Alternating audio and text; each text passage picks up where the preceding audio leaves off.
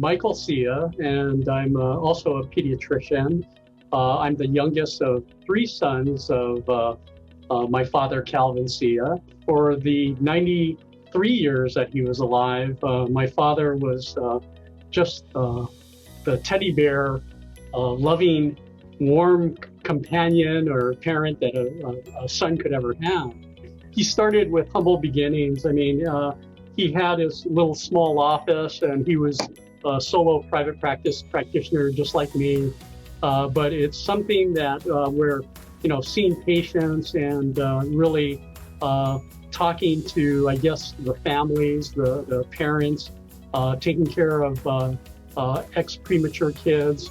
I mean, these are just the seeds that kind of planted in his brain that he thought that, boy, looking at the big vision, I mean, maybe we can do this better.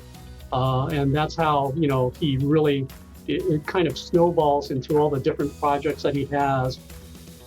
So the classic story is that he brought together monies and fundings for his idea that in emergency medicine care, it was all geared toward adults, and there was nothing that would be relegated to taking care of an infant or a child or an adolescent.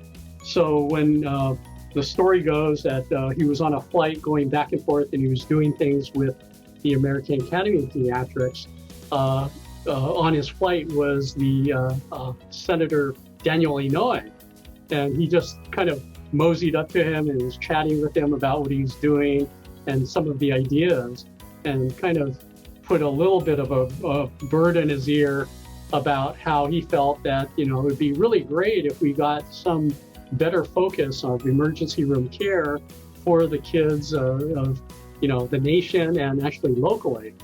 So it was later on, I guess maybe a few weeks later, Dan Inouye calls up my father and says, I think we have some kind of funding that we can do this. And so he actually got monies and funding to establish emergency care for pediatrics. And the rest is history, is that it became, not just a local thing, but a nationwide thing that was embraced by many. And he was very humble about it. So, I really didn't hear about this till later.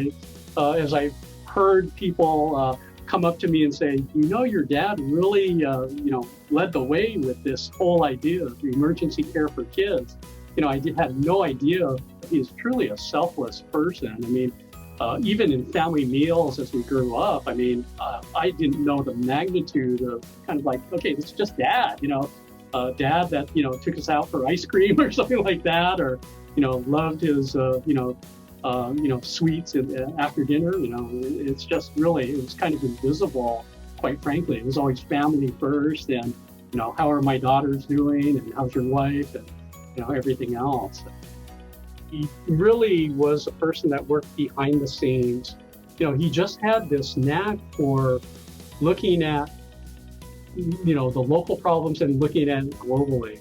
His legacy is that the humbleness, but the love that he had for everybody that he touched.